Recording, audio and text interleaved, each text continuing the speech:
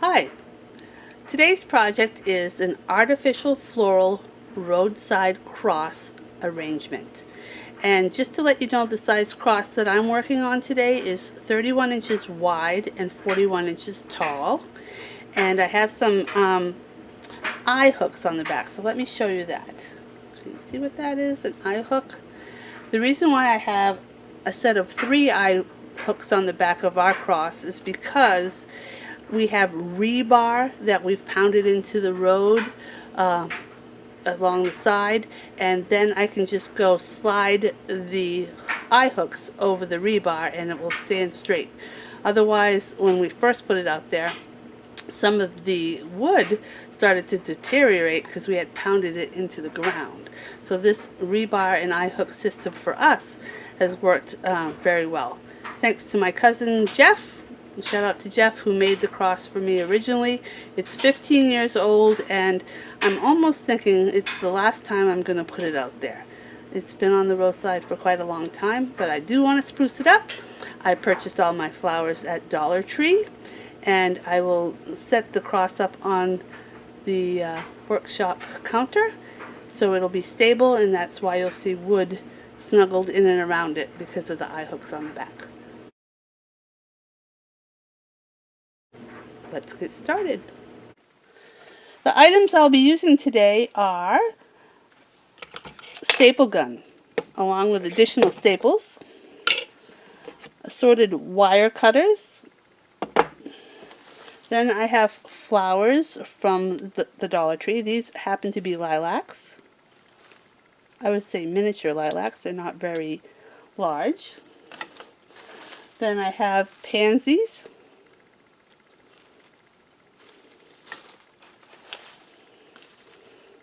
And baby's breath. And finally, miniature hydrangea. The next step for us right now, and I don't know why I do this, but I always have, I've just taken all the leaves on each individual flower and push them towards the top. Be somewhat gentle so you do not poke the flower head right off the top. It can come up. They're easy enough to put back on if that happens, but just push everything up. I think it makes the little flower arrangement look full of color and a little bit more beefy, if you want to use that for a term. So I've done most of these. I just need to do these last two. And we're ready to start placing, whoop, there you go. Ready to start placing some of the flowers on the actual base of the cross. Let me find the one that I popped off. And we're ready to rock and roll. Okay, so let me start by saying that I've chosen lavender, white, and purples for my color theme. You can use any assortment of color that you wish. You know, it's your creativity for the one that you love. And for Matthew, he didn't have a particular color in mind for flowers, so I just have mixed it up along the time. And this year I decided purples and lavender. However, I have a white base in which to work from.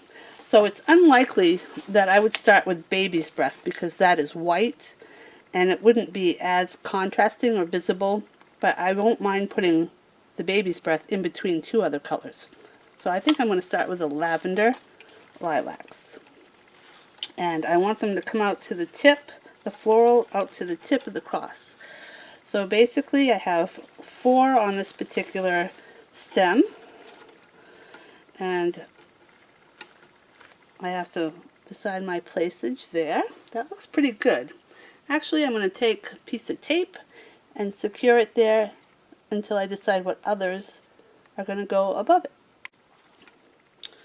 Okay, so I've decided I want to take all these stems and get them quite close together. So I'm going to place the tape right there for the moment, just to keep them secure. Then I'm going to look to see if the baby's breath would go next.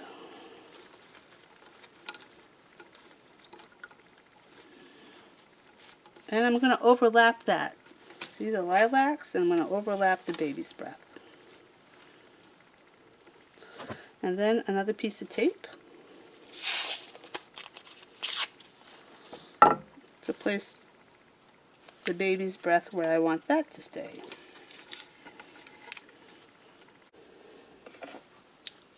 I've removed the previous top layers. I'm going to clip the lilacs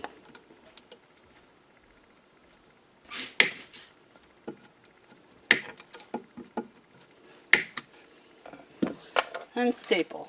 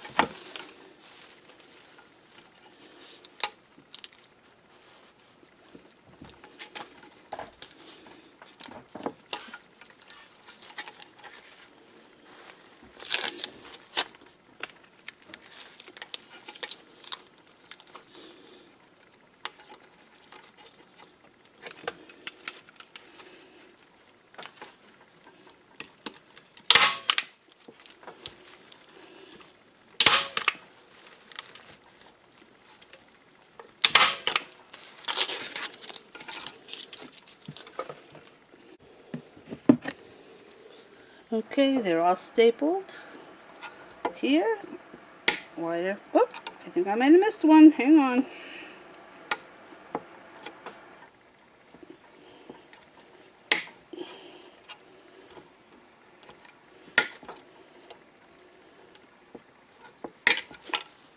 I did, see?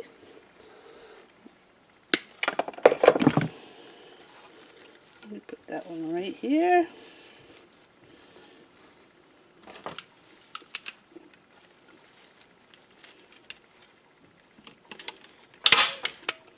Now it's secure.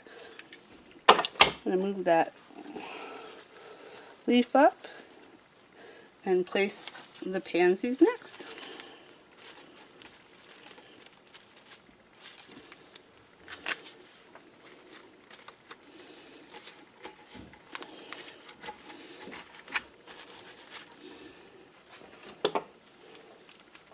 And the staple gun, here we go.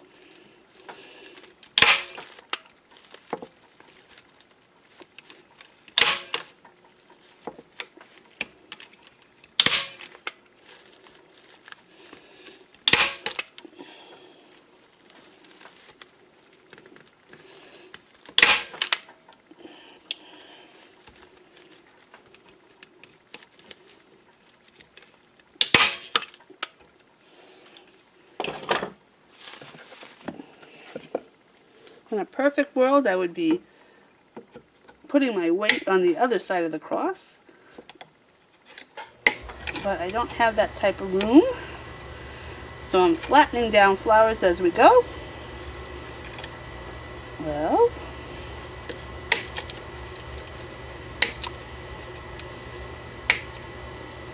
but we can spruce them up after.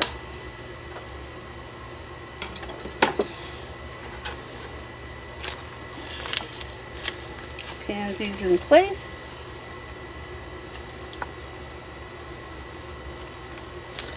I guess I'm getting myself confused. I thought I had lilacs, baby's breath, lilacs, and pansies.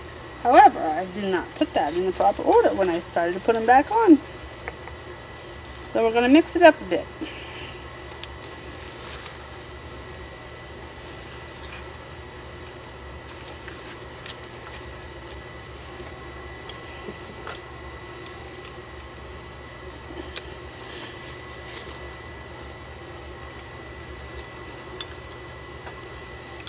Sure would like to turn this around.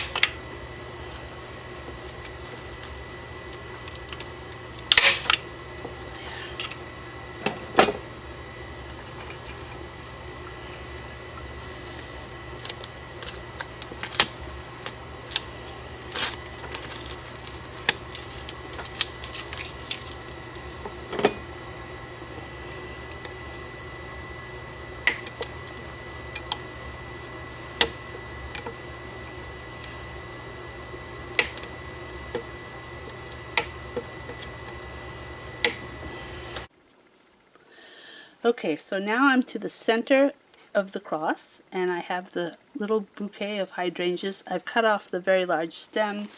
I'm going to snuggle that up right to the center and staple. Now that sounds easy. Let's see if I can do it.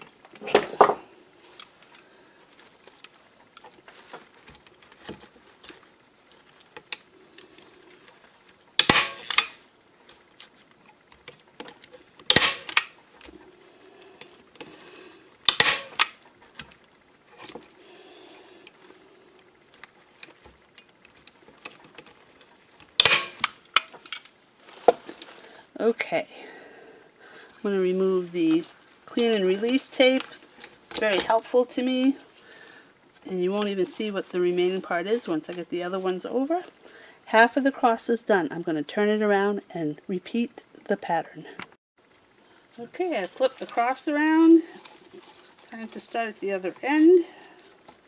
I want the tip of my flowers to be right at the tip of the cross. Clean and release tape. Make sure things stay put. Staple gun. And go. Let's see.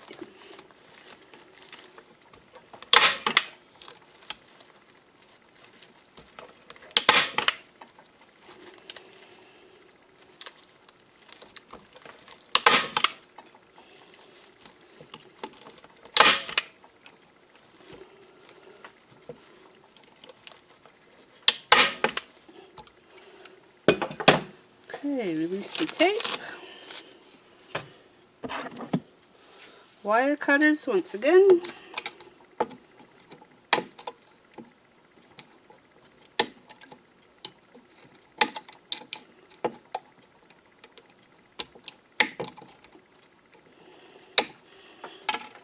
Next, I believe we had the lilacs. I'm going to push these up.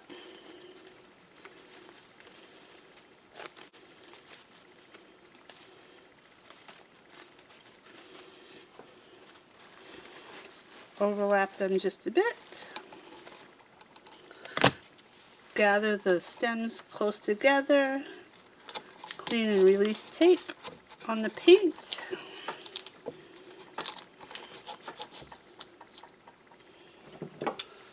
Staple gun.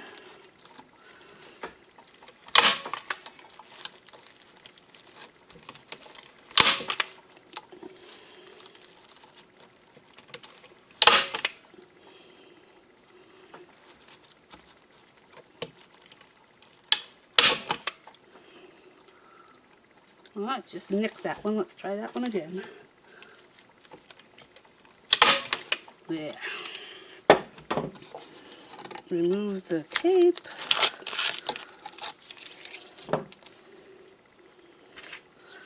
Wire cutters. Actually, it seems to go much better once you got one side done, because now you're in the mood, in the rhythm, getting to town, so to speak. Now, as I do this, I also want to stop and take a moment to thank my husband, Bob, who is kind enough to make the hook and eye arrangement on the back and get the rebar and pound it in the side of the road.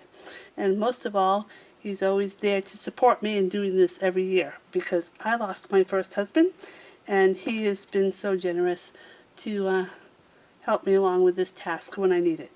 I love him to pieces, just like I loved the first one too. Okay, following the pattern on the other side, the next came the pansies. Even though I did them out of order, I didn't want them there, but you know how it is. Say pansies, say lavender, lilacs. Pick up the wrong one, you use what you got. So again, I've overlapped the bottom of the previous flower. Tape to somewhat secure my stems. Staple away.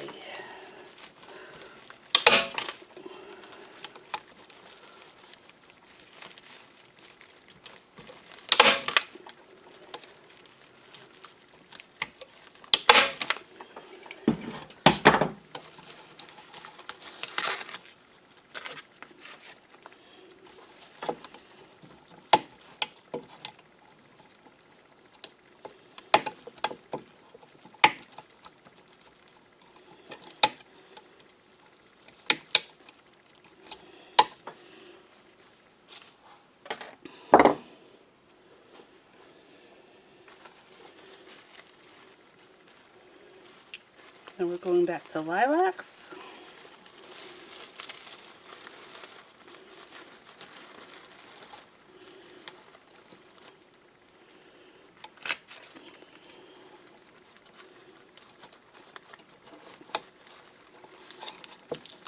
Now that I'm getting closer, I'm going to have to alternate the stems so they're not sitting right up on top of each other.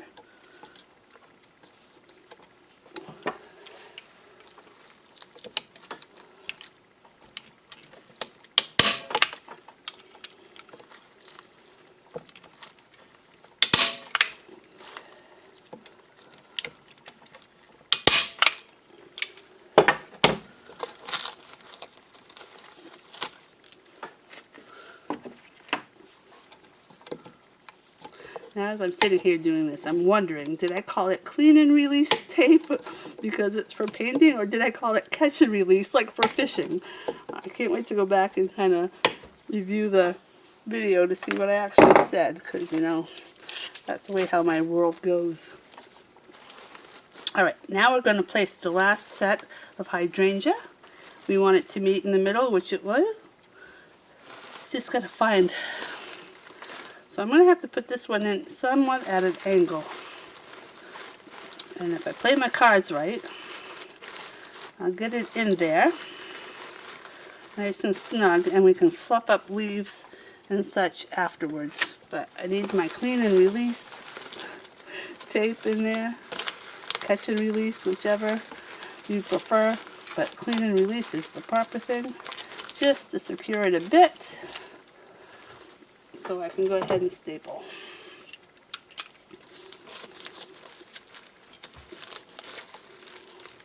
And I know this is very hard for you to see. I don't know if I can move the camera over any. I'm going to move you. Once again, I've got it at an angle. I'll press the tape down again on the side. Yeah, that worked really well.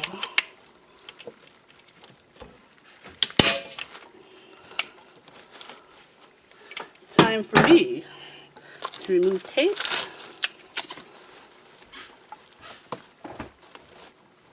and trim. I'll show you the final product in a minute. Alright, I'm outside and I'm going to show you the flowers going straight across the entire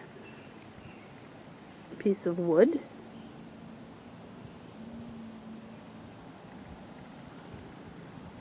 And I'm going to try to do a wide angle, back up a bit,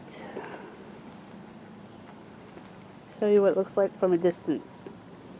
Now, all I have to do is get myself in my vehicle, be brave enough to park it by the roadside, go down over the banking, and install it on its rebar, and we're good to go probably for another year or two, if all goes well. Hope you've enjoyed the artificial floral roadside cross arrangement.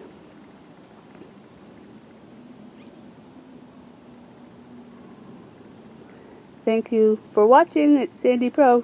Gotta go.